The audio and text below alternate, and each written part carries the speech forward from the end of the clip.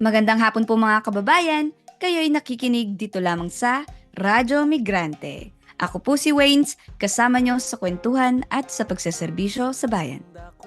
Ako naman po si Julie, mapagpalayang pagbati po sa inyong lahat, lalong-lalo na sa mga kababayan nating migrante sa bawat sulok ng mundo. Samahan nyo kami sa ating episode 50 ngayong March 3, 2024 at sama-sama nating gunitain ang International Working Women's Day o kilala rin as International Women's Day. Maligayang buwan ng kababaihan sa lahat ng mga nakikinig. Marami kaming nakahandang interviews para sa inyo sa buwan na ito. Yes, we are on our 50th episode. Congrats mga karadmig sa milestone natin ito at thank you so much po sa mga patuloy na sumusubaybay at sumusuporta sa aming programa. So today, we will talk about this week's top news dito sa Canada at sa Pilipinas. Mapakikinggan din natin ang isang awit mula kay Merle James and then makikinig tayo sa pulso ng mga umattend sa International Women's Day March kahapon dito sa Toronto. At syempre, hindi matatapos ang ating episode kung wala ang Pinoy Tayo segment kung saan mapakikinggan natin ang interview with Evangeline Vanji Kayanan, ang organizer and member of Migrante Alberta. Hindi rin makukumpleto ang ating episode kung wala tayong latest community listing sa GTA. So napakarami nating mapag-uusapan today, no? So simulan na natin. Ang ating top news this week para sa unang balita, ang statement ng ICHRP or International Coalition of Human Rights in the Philippines. With indiscriminate aerial strikes in Negros and the torture and killing of Bilar 5, violations of international humanitarian law continue to mount under Marcos Jr. Ito po ang statement ng ICHRP. Tinuligsa ng ICHRP ang pinakahuling paglabag ng Estado sa international humanitarian law sa anyo ng mga aerial strikes sa Escalante, Negros Occidental na naganap noong February 22. Ayon sa mga ulat ng media, hindi bababa sa 5 rockets ang pinaputok ng isang helicopter sa barangay Pinagpugasan, Escalante. Ang mga aerial strike ay isinagawa isang araw matapos sabihin ng 79th Infantry Battalion ng Philippine Army na nagsimula ang mga engkwentro sa pagitan ng mga sundalo at miyembro ng New People's Army noong Pebrero 21. Ang mga aerial bombings ng militar ay nagresulta sa puwersahang paglikas ng mahigit 300 na pamilya mula sa lugar na ito. Sa isa pang insidente kamakailan, iniulat ng news media site na Kodao na nahuli ng 47th Infantry Battalion at ng Bohol Philippine National Police ang 5 individual kabilang si Attorney Hannah Sasista, Parlio Historia, Marlon Omusura, Alberto Sancho at Domingo Compok sa isang bahay na tinuluyan nila sa barangay Campagaon noong umaga ng Pebrero 23, 2024. Sinabi ng mga autoridad ng gobyerno na ang 5 ay napatay sa 3 oras na bakbakan na ikinamatay din ng isang police corporal, Gilbert Amper. Si Compok na 60 years old at may arthritis ay tinaga sa kanyang leeg at katawan bago pinatay sa harap ng mga residente. Ayon sa isang saksi, si Sesista na isang batang abogado ay inutusang gumapang sa putik bago inexecute. Ang 5 ay iniulat na namatay sa custody ng militar. Ang mga ganitong insidente ay salungat sa international laws of war dahil lahat ng mga biktima ay pinahirapan at pinatay matapos silang mahuli. Maging ang mga mandirigma ay binibigyan ng mga proteksyon ng international humanitarian law sa sandali ang nasa kustodya sila ng kanilang kaaway. Ang ganitong mga insidente ay bahagi ng isang nakababahalang pattern kung saan ang mga puwersang panseguridad ng Estado sa Pilipinas ay patuloy na kumikilos ng walang parusa. Sa kontekstong ito, hinihimok namin ang international na komunidad at mga international na institusyon na manindigan kasama ang mga biktima at ang mga nakikibaka para sa demokrasya at karapatang pantao sa Pilipinas. Nananawagan kami ng patuloy na panggigipit sa pamamagitan ng mga international na mekanismo at international na pagkilos ng pagkakaisa upang itulak ang gobyerno ng Pilipinas na igalang ang mga alituntunin ng digmaan at sumunod sa international humanitarian law. Ayan po ang statement ng ICHRP.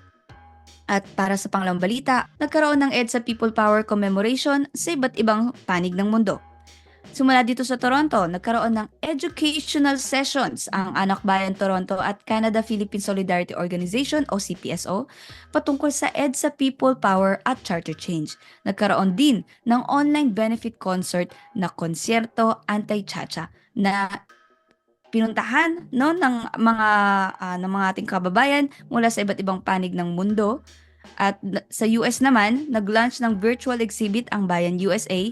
Pinamagatan nila itong Golden Years, Weighing Philippine Martial Law 1972 to 1981. Sa New York, nagmarcha ang mga progresibong grupo tulad ng Anak Bayan Queens at Malaya New York para gunitain ang EDSA People Power kasama ang mga kababayan. Sa Pilipinas naman, nag-host sila ng 3-day action, mayroong National Day of Prayer and Action for EDSA, kapihan at talakayan sa naging papel ng August 21 movement ng People Power Revolution. At sa pangatlong araw, sila ay nagkaroon ng Freedom Ride, Multimedia Assembly at isang concert. Kahit na hindi ginawang public holiday ang EDSA People Power sa taong ito ng gobyernong Marcos, walang nakapigil sa masang Pilipino na alalahanin at gunitain ang EDSA People Power na siya nakapagpatalsik sa diktaturyang Marcos noong 1986.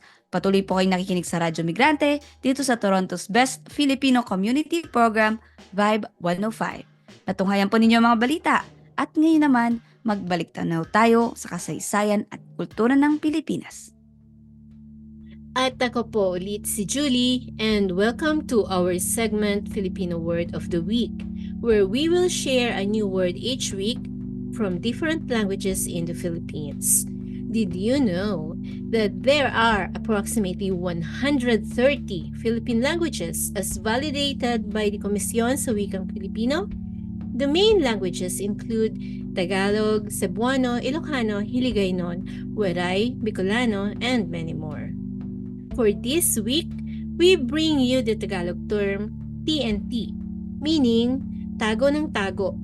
Ang trinitrotoluene ay ang active ingredient ng mga explosives na dating kilala bilang TNT. Sa paglipas ng mga taon, ang mga titik na ito ay nagkaroon ng iba't ibang kahulugan sa iba't ibang tao. Ang ibig sabihin ng TNT para sa mga taong nagpapadala ng mga package ay track and trace. Para naman sa mga gumagamit ng mobile phones sa Pilipinas, ang ibig sabihin nito ay talk and text. At para sa mga Pilipinong nagtatago mula sa United States Immigration, ang ibig sabihin nito ay tago ng tago. Ito ang termino para sa mga naninirahan ng hindi authorized sa United States. Tago ng tago na sa English ay hiding and hiding. Ang mabuhay bilang TNT sa US means to hide. Hide your status, hide from authorities, hide from ill-wishers upang hindi ma-deport.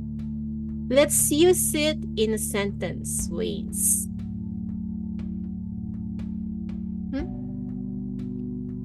Sige, para sa aking sentence, ito ang aking masasabi.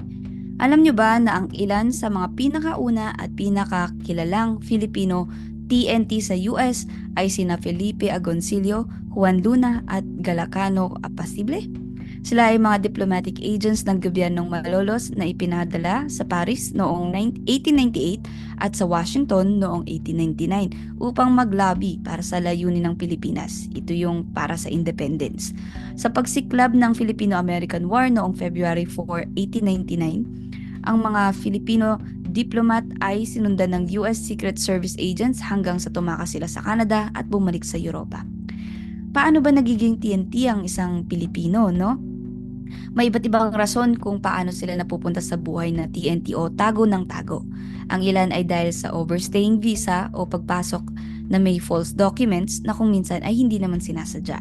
Ang ilan naman ay mga biktima ng labor trafficking. Ito ay mga migranteng manggagawa na napagsasamantalahan ng mga agency at mga employers. Yung iba kinukuha ang kanilang mga passport o documents, binibigyan sila ng false information at ang ilan ay sadyang hinahayaang ma-expire yung work permit nila hanggang sa maging undocumented sila at mas lalong mapagsamantalahan sa trabaho sa pamamagitan ng mga sapilitang mahabang shifts at mabababang sahod. Ito naman ang aking sentences. Mahirap ang buhay TNT dahil wala itong kasiguraduhan at laging nangangamba ang migranteng manggagawa na baka siya ay mahuli at i-deport sa Pilipinas kung saan mas mahirap ang buhay at mahirap maghanap buhay. Hindi lang sa US mayroong undocumented Filipinos. Alam nyo ba na dito rin sa Canada, marami tayong mga kababayan na nawalan ng status. Mayroong mga buong pamilya na undocumented. Kadalasan, sila ay nagiging biktima ng pagsasamantala o exploitation mula sa mga employer at scammer ng mga agency. Dahil sa kawalan ng status, sila rin ay nagiging biktima ng physical, emotional, and verbal abuse. Tinitiis nila ito dahil sa pagnanais na manatili sa bansa.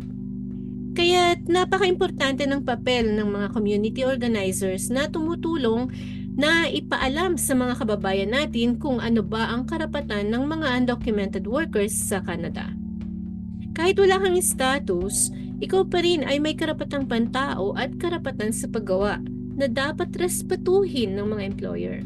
Meron ding resources at services para sa mga undocumented people. Ayan, timely nga nitong pag-uusap natin. Maririnig din natin mula kay Miss Vanji yung interview natin sa Pinoy Tayo segment this week kung ano ba ang mga panawagan at solusyon dito sa mahirap na sitwasyon ng mga undocumented workers dito sa Canada para gumaan na ang kanilang buhay at sila ay magkaroon ng peace of mind kung saan wala na silang kailangan taguan at hindi na nila kailangan tiisin ang mga pagsasamantala sa kanila. Salamat po sa pakikinig. Join us again next week to learn another Filipino word. Talagang mag-tune in ang mga kababayan natin sa segment na yan dahil it's a really good way to expand our vocabulary. Maraming salamat, Tita Julie, at para sa susunod na segment, lumubog tayo sa ating kulturang Pilipino. Nais nyo bang makadiskubre ng mga makabuluhang kanta at tula mula sa iba't ibang musikero at makata? Ang segment na ito ay magsisilbing espasyo para sa iba't ibang pagtatanghal ng mga talento ng ating kababayang Pilipino. Ang handog namin na kanta para sa inyo ngayong linggo ay pinamagatang 1 bilyong babaeng babangon o 1 billion women rising na isinulat ni Merly James. Mayroon itong choreography na sama-samang sinasayaw ng mga kababaihan bilang kolektibong aksyon at paglaban sa karahasan sa mga kababaihan at bata. Ano ba ang 1 billion rising? Ang 1 billion rising ay ang pinakamalaking aksyong masa upang wakasan ang karahasan laban sa kababaihan. It includes cisgender, transgender at mga may fluid identities na nakakaranas ng gender-based violence.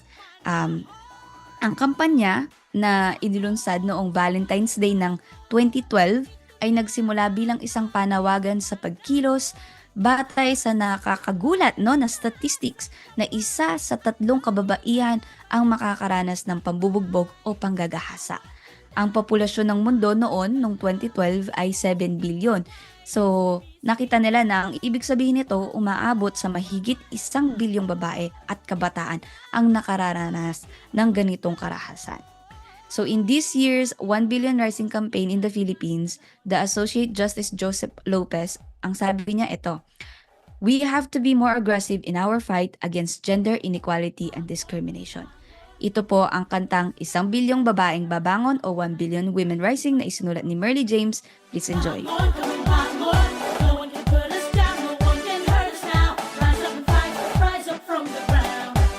Itigil ng panggagahasa, huwag matakot at lumaban na. Tama na ang pang-aabuso, tumayo tayo, kaya natin ito.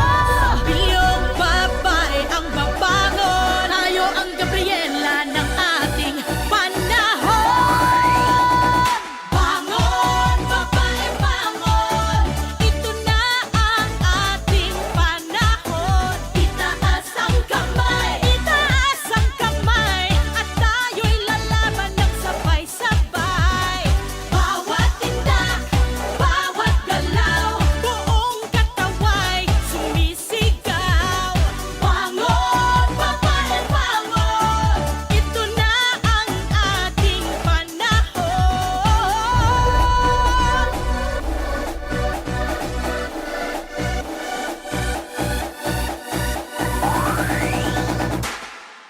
Muli, ako si Waynes, lagi niyong maaasahan na maghahandog ng makabuluhang musika, tula at marami pang iba na nagdiriwang ng kulturang Pilipino dito lang sa Radyo Migrante 105.5 FM.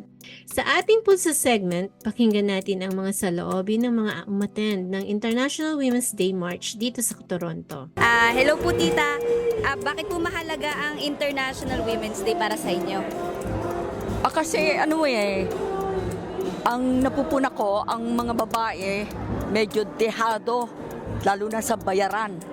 Kasi napanood ko pa noon yung, kung matatandaan mo, yung si Yaya Dab.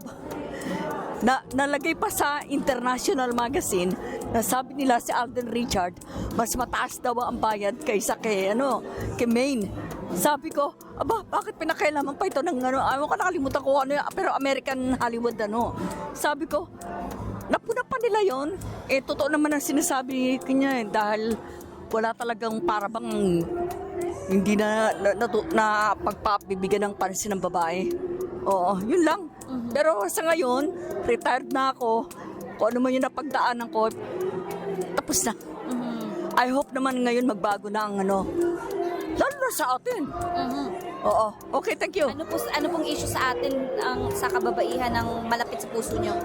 Kasi ang mga babae sa atin medyo kulang sa benefits ba? At saka ayaw nila ng pag nag-asawa ka na, taga-anak ka na, tinatanggal ka na. Nangyari sa akin yun Nagdalawang sunod ang anak ko inayawan ako. Na magagawa ko, nagbuntis ako ayun, yung anak malaki na. Pinire kayo sa trabaho nyo dahil sa nagkaanak kayo? Ganun po ba? Incompetent daw ako. Tagal na yun, pero ayun ang gagawin ko. O sige, yun lang. Ano pong kahilingan nyo para sa future generation? Hari nawa naman na sa bagay, malaki na in-improve ng women's liberation. Considering dati-rati, hindi tayo makaboto, hindi Pero hopefully naman alalahan nila na sa nakasabi nga ni Jesus, we are, pantay, ika nga. Although we came from the man's ribs, ika nga sabi, mahalin mo ang asawa mo, ang misis mo, ang mga babae. Dahil pare-pareho tayong anak ng Diyos. Yun lang. Salamat po. Okay. Tita, ano ang isa sa mga particular na issue kinakaharap ng mga kababaihang migrante? So we want SEIU is promoting to have like a fair wages to all. What's your name and affiliation if there's one? And why are you here in International Women's Day rally? Yeah, so my name is Giselle Angelica Gerardo, and I'm here as a community member, as a woman, as an immigrant, Filipino, queer woman, joining thousands of people for International Women's Day. What women's issue is closest to your heart? The issue that is closest to my heart is women's ability to live freely. As you know, across the world, Palestinian women are facing threats towards their lives and as well as the lives of transgender women right here in Canada. And I think it is time for us to fight for their rights and challenge the barriers that are facing their freedoms.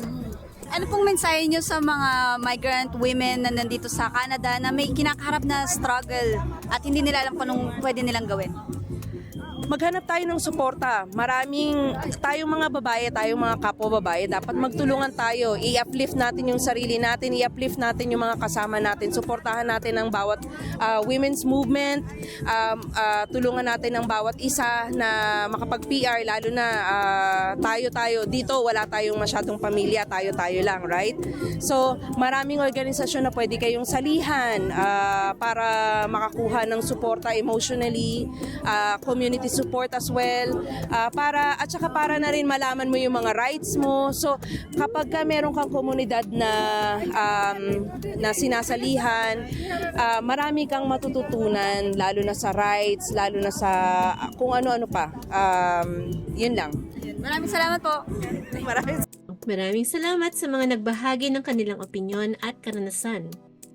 Patuloy po kayong nakikinig sa Radyo Migrante dito sa Toronto's Best Filipino Community Program, Vibe 105. Huwag kayong alis mga kababayan, makakasama natin si Evangeline Vanji Kayanan, member of Migrante Alberta. At pag-uusapan natin ang kanyang karanasan bilang isang manggagawa dito sa Canada at ang mga isyung kinakaharap ng mga manggagawang kababaihan.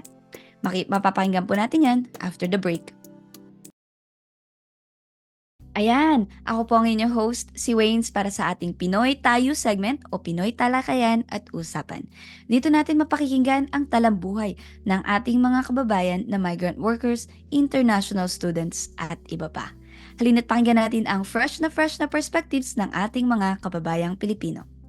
Kasama natin ngayon si Evangeline Vanji Kayanan of Migrante Alberta.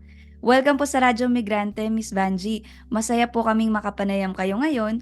Kung pwede na lang po pakibati ang ating listeners at ipakilala niyo na rin po ang inyong sarili. Hello po, magandang umaga sa inyong lahat.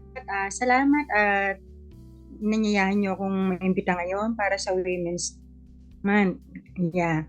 Ako po si Vanji, nakabase po ako dito sa Canada, sa Edmonton po. Bali, isa po akong miyembro ng migrante at organizer po ng mga migrant workers at nag-advocacy sa mga walang status po ng mga migrante rito. Ayun. Miss Vanji, it's been less than a year na po since nung kampanya na Let Vanji and McKenna Stay. Kamusta na po itong huling taon at ano po ang mga naging tagumpay at challenges since last year?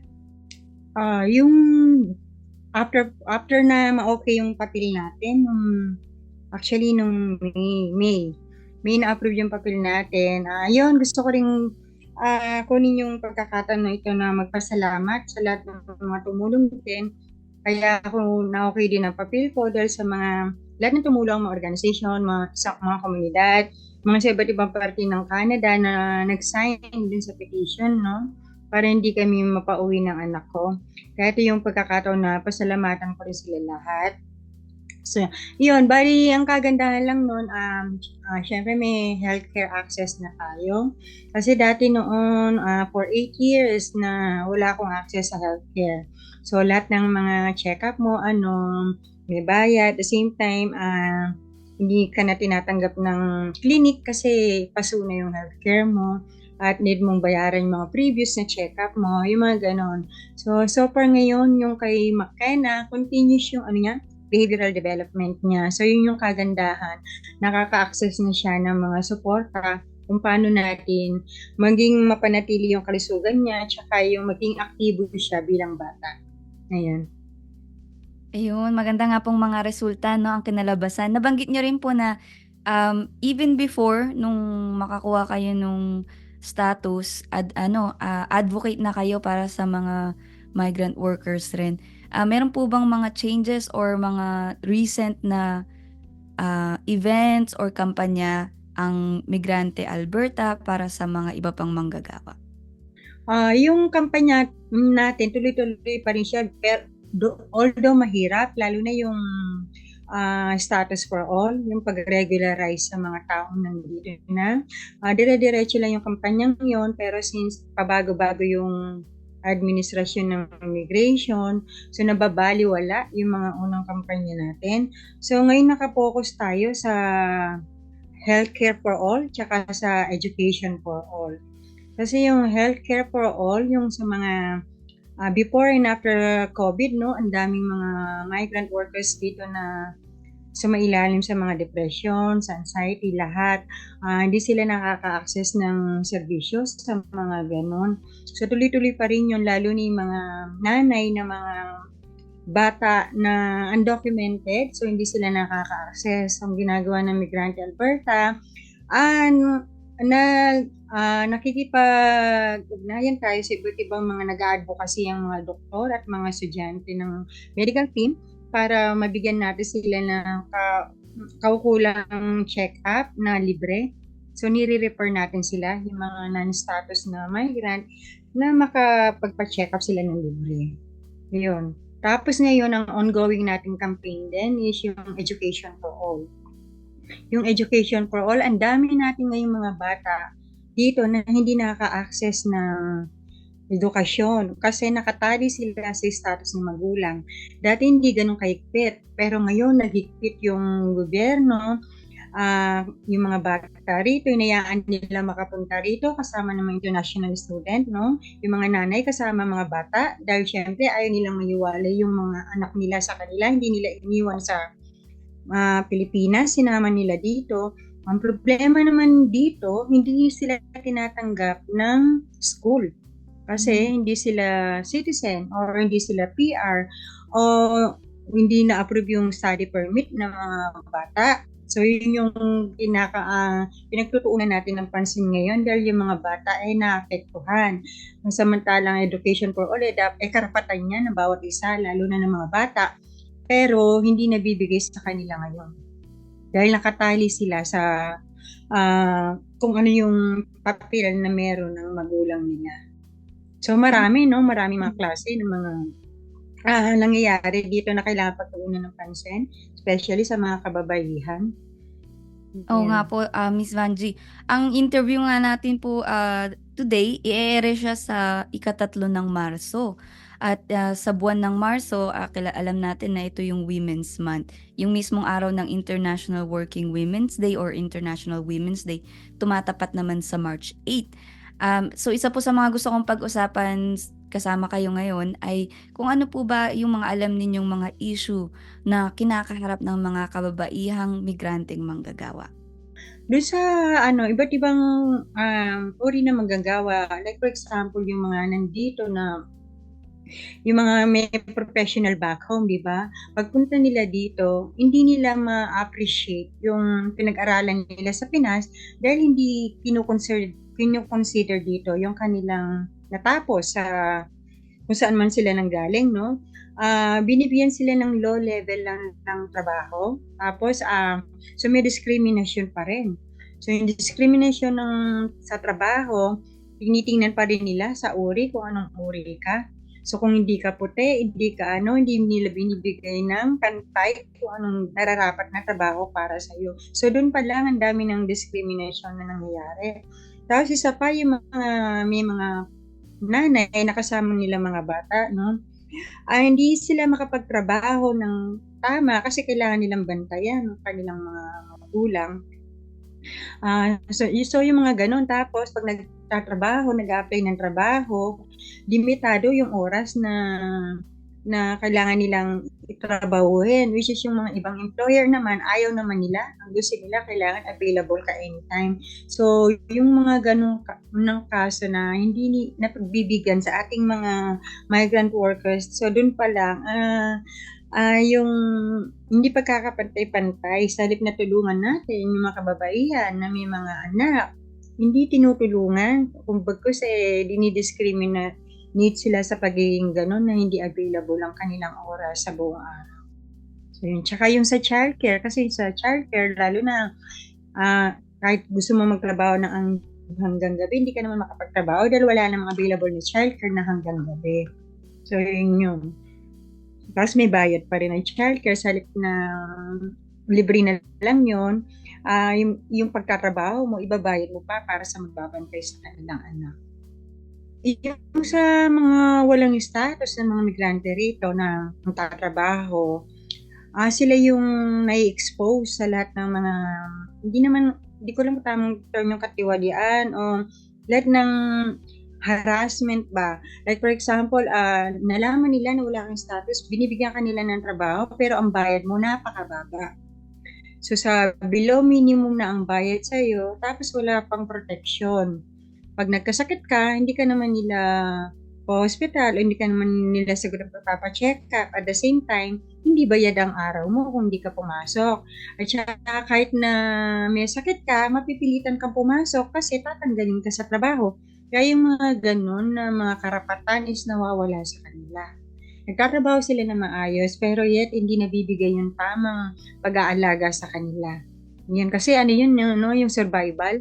So, ina-absorb nila lahat ng mga kasakitan, kahirapan binibigay sa kanila para lang makasurvive at may pang-tustos sa kanilang pamilya. Marami. Tapos yung iba na may papel naman na nakatali sa isang employer. So meron tayong 2 kaso dito, no? Caregiver siya. So inaabuso ng employer niya. So yung isa, live-in caregiver siya, no? So yung hindi niya maramdaman yung pagiging tapos na yung trabaho, like for example, ang schedule niya hanggang alas 6 lang ng gabi. So tumatrabaho siya hanggang alas 10 ng gabi, na hindi bayad kasi kailangan niyang tapusin hanggang makatulog yung mga bata, which is hindi nasakop dun sa kontrata. So hanggang gabi nagtatrabaho na walang bayad yun. So ang baba ng bayad, hindi sakop na yun. Tapos pati day off niya, nagtatrabaho siya na hindi naman dapat. Yung isang kaso din na sinakluluhan natin dito is yung minamaltrato ng isang employer niya sa halip na yung washing machine ang gamitin para sa paglalaba.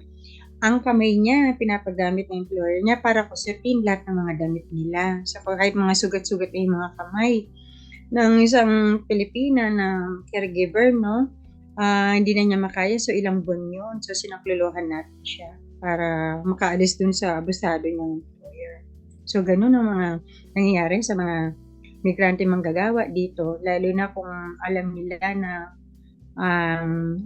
nakatali ka sa kanila at alam nila na wala kang magagawa at wala kang karapatan. Yun ang pinapamukha nila sa mga empleyado nila na wala silang karapatan, na sila ang anong tawag yun, yung sila may utang na loob, yung mga Pilipinong nandito na nagtatrabaho, sila may utang na loob, kaya sila nandito, which is hindi, no?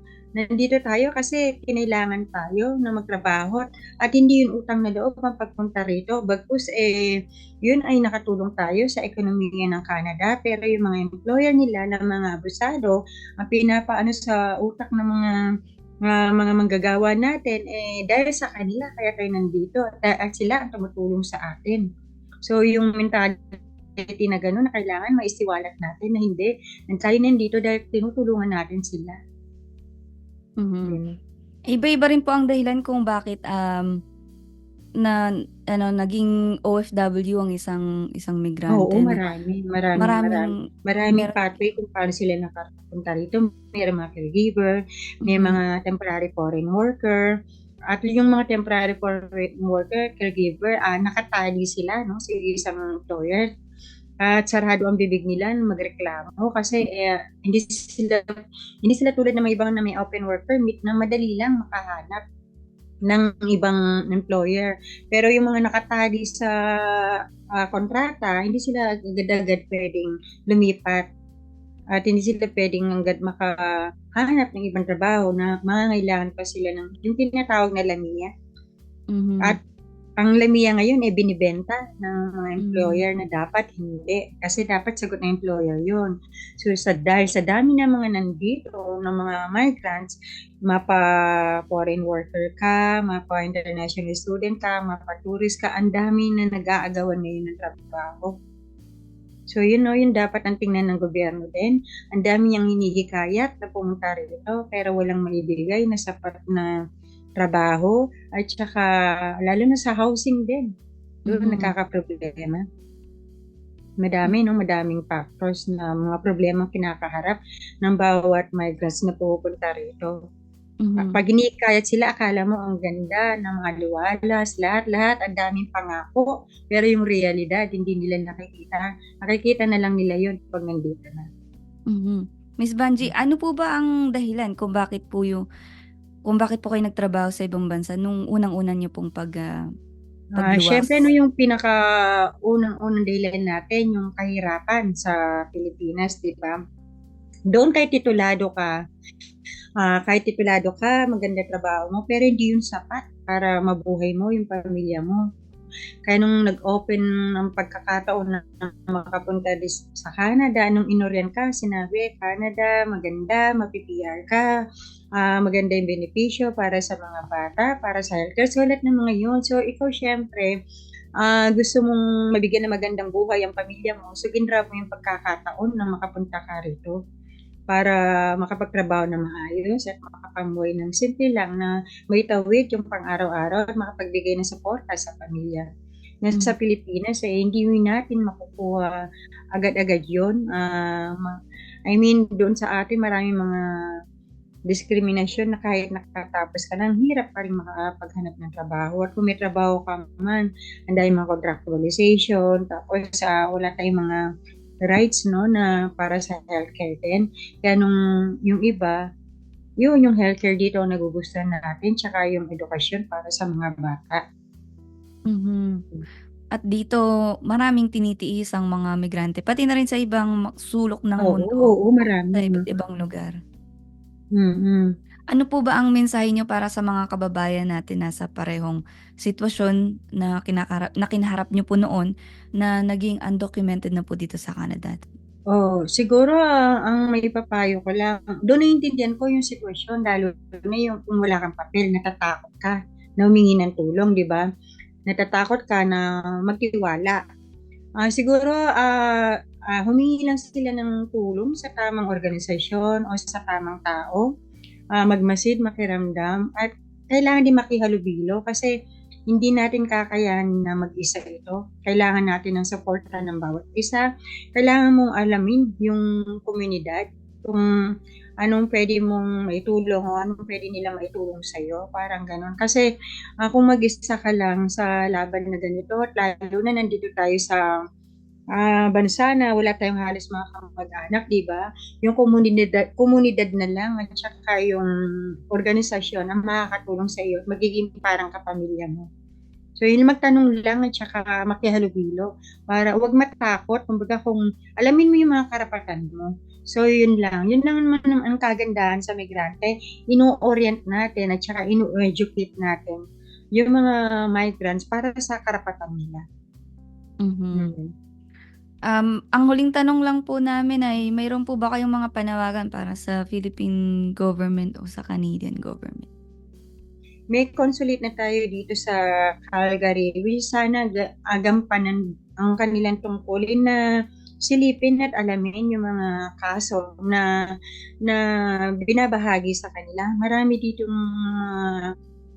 kahit pa sabihin na natin na hindi ito Middle East na mas maraming kaso kasi minsan sinasabi nila nasa privileged country ka kasi sinasabi nila privileged country ang Canada, walang ganong mga kaso, walang mga bad employer, yung mga ganun. At ang thinking nila sa Middle East lang may mga napapabayaan na mga migrant workers na dito rin meron. So sana kung may dinulog na kaso at hihingan ng tulong, sana tulungan nila, lalo na ngayon meron sa tayong TFW na namatay sa cancer dito. So, ang kailangan namin po, TFW siya, hindi ba siya resident, ang kailangan namin tulong paano may uwi yung bangkay. So, sana yung konsulado makipag-cooperate sa mga ganong case, no? Hindi yung, kasi nung nasa hospital nga, wala tayong naibigay na tulong ng buwan siya doon. Ngayon namatay, sana man lang makatulong sila na may paiuwi natin ng maayos yung bangkay sa pamilya niya. May mga ganon. Ano po ang sa tingin nyo ang kahalagahan ng International Women's Day? Ang kahalaga ng International Women's Day para sa akin anong tawag doon? Paano ko sabihin sa Tagalog? Yung lahat ng mga ginagawa ng mga kababaihan, no? Ituloy lang at kilalanin. Sana kilalanin yung mga contribution ng mga kababaihan na nandito, mapananay ka man, mapa-housewife ka, malaking tulong yan no? Pag-aalaga sa mga bata, yung mga contribution mo sa komunidad mo, sa organization mo. Sana respetuhin at kilalanin yung mga contribution ng mga kababaihan. At sa mga kababaihan din na nakikinig, sana tuloy-tuloy lang na makibaka tayo at alamin natin yung mga karapatan natin at alamin natin kung paano tayo maging makabuluhan in a way na makatulong sa bawat isa, no? Kumbaga kung may problema man tayo, huwag natin sarilinin. Kailangan natin ng bawat isa ngayon. Ituloy lang ang buhay na yun nga, no? Kailangan natin na may makakausap. Kung mausap tayo, yung gano'n. Kung kailangan mo humingi ng tulong, humingi ka, huwag kang mahihiya. Ang gano'n. Makibahagi ka sa komunidad mo. Ayun. At ayan po si Evangeline Vanji Kayanan of Migrante Alberta. Maraming salamat po, Miss Vanji. Maraming salamat din sa inyo, Wayne, sa Happy International Women's Day. Happy International Women's Day sa lahat ng mga nakikinig. Yeah, salamat po. Maraming salamat sa patuloy na pagsubaybay at maraming salamat din kay Miss Vanji Kayanan ng Migrante Alberta.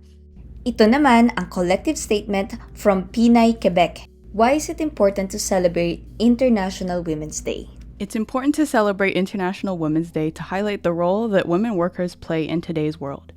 We must not forget the sacrifices and hard work that women must do to fight for their rights and for their families. Pinay Quebec was formed on the basis of advocating and fighting for the rights of women caregivers and migrant women workers in Montreal.